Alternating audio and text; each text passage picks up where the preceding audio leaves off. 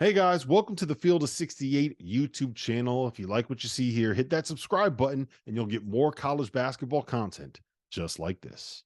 Listen, this is Overreaction Monday. I got some overreactions that I got to fire at you. Tio, I'm going to you first on this one because you are the definitive anti-ACC guy these days.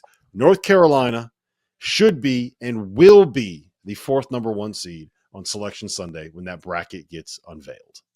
Oh, man, don't do that to me. My only counter to that is I just feel like Tennessee it has been that team, and it's hard for me to say no. If only we saw them on the same floor.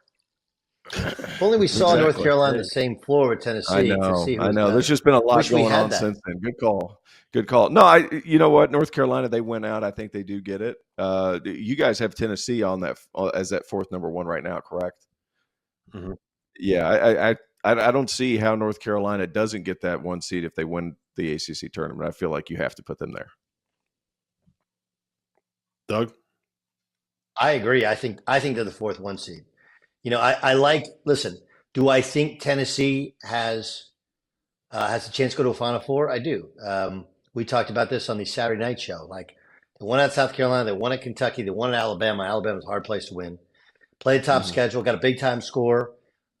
They can defend, but I mean, like, okay, Carolina just won at Duke and they beat Tennessee. They've been solid, consistent. The Ken Palm numbers are there. We have, here's a big problem we have as college basketball analysts and fans is what we do is we assess that if a league is down, the elite teams, well, they must also be down. That's not the way it works. Okay, there's all different types of, like, the Big 12 is a far better league than the ACC. But I think we'd all be stunned. Like, at full strength, Kansas, probably not, but maybe Houston. But outside of that, no one else from the Big 12 is going to the Final Four. I love Iowa State. I don't think that's a Final Four team. You know, I don't think they have a close ACC. I mean, they got two with a possible in terms of getting into the tournament. But I could see Duke making a run, and I think North Carolina is probably outside of the top three. They're in that conversation with Tennessee is the most likely to go to a Final Four. So the ACC is down, but that doesn't take away from North Carolina, right? They're big time. So I think that's one of the problems we do. The SEC, I think, is going to have a great tournament because they got really good. They got more dudes than most people, right? They spend more money, they got more dudes, and they have good coaches. I think they're going to have a really good tournament. But I would still say that Tio, you got to fire back at that one. Let me tell you about our newest partner for the month of March, Splash Sports, the home of certified community competition, where you get to play against your friends and not the house. Whatever game it is that you are playing, from survivors to tiers to pick X, the safest way to play for real money without the hassle of having to track down deposits or worry about payments is through Splash. They have partnered with PaySafe, the best deposit and payment system in the world, to ensure that money stays in safe hands and is delivered to the right places. To join the Field of 68 Survivor Madness, click the link in our profile below and join in. Entries are $5 a pop with a prize pool of up to $4,500. Winner take all. Tio's not a fan of the SEC tournament. He's anti-Nashville. No, not the SEC tournament. He's talking about the NCAA. Not the SEC tournament, the NCAA tournament. Yeah. The one that matters. It's hard for me to find a hole in that one because I feel like the SEC, by and large, is just, they're bigger, they're more athletic than a lot of leagues, period. Point blank, period. They spend a ton of money and the coaching's good, and they let their guys go just enough. It's run differently. The SEC tournament, not all that intrigued, truth be told. However, I do think North Carolina, that fourth number one, completely in play. What Hubert's done with that defense, guys. I remember back when I played, North Carolina's forcing turnovers. They're running quick. They're just, if you do score, they don't care. They're out and running. Fifth defense in the country, according to Ken Palm. And here's the crazy part about that stat. They're 306 in forcing turnovers. They're not playing the same. They're playing position defense, and Hubert's done a freaking great job of adjusting to the modern game, and he fit those pieces around RJ and Baycott so much better this year. Hubert, obviously, Coach of the Year in the ACC. He needs consideration for National Coach of the Year, but he's not going to win that one, obviously, but he needs to be brought in that ilk. I think he's had a great year. And look, Rob, maybe this is not the forum. It's when we have more time. But I agree with you. And again, they're great defensively. And it's not like they have dudes that climb up India. They don't have some crazy rim protector back there either. And it's not like Duke where they're not doing the feigning goat defense of old Duke days taking charges, right? They just have older dudes that read the scatter report, are connected, work together. Okay, the guys who come off the bench, they know, come in, I got a guard. Like Seth Trimble comes in, he's like, I got a guard. They bring some length and athleticism off the bench. It's a really good defensive team, and I don't think they have great defensive players. Like they don't have anybody like, well, that guy's he's a glove, he's a lockup guy, no rim protection.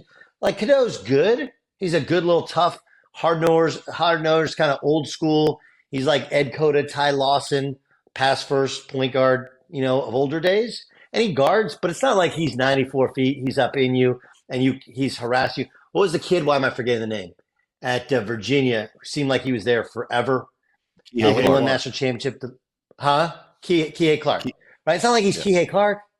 Right? There's no one guy you're like, man, that guy's a problem.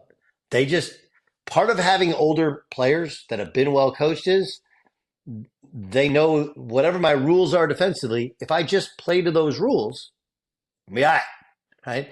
Whereas young guys, they're like, no, I can do my own thing. No, just do what we tell you to do. It all works out. So you got old ass Cormac Ryan. Harrison Ingram's been really well coached and just very, very solid. And I think Armando Bacot has improved his defensively. Now you have a true point guard who defends the ball with pressure. And they even got RJ playing some defense as well. And then they bring good defense off the bench. I'm with you, T.O. Like the secret to Carolina is unlike any of those Coach Roy Williams teams, they wouldn't play any defense till March. And then somehow he'd convince them, let's play a little defense, we can win a national championship. This team has defended the whole year. And it's the offense that I think has been a little bit more sporadic, but it's come around nicely of late. Yeah, they are very good. We talked about this on Saturday, so I won't go into length on it, but they are very good at understanding what their job is and accepting what their job is and realizing that if they do their job, they're going to find a way to win. And that's on the offensive end of the floor. That's on the defensive end of the floor. And I think that we saw the contrast between them and accepting the roles that they had versus Duke on Saturday night, and Duke having guys that were all kind of figuring out, like, am I the go-to guy? Am I going to try to get some stops? Like, do we have anybody inside that can make a difference? I think you could really see that off of what happened on Saturday night. Listen, the best month of the year is here, which is why you need to know that we are now partnered with BetMGM. We'll be using BetMGM lines to make all of our picks, and we'll have special offers for the listeners and the viewers of the Field of 68 throughout the conference and NCAA tournament. If you haven't signed up for BetMGM yet, you can use the bonus code FIELD150 and you'll get $150 in free bets on your first wager with BetMGM, regardless of whether or not that bet hits. Here's how you make it work. Download the BetMGM app and sign up using the bonus code FIELD150.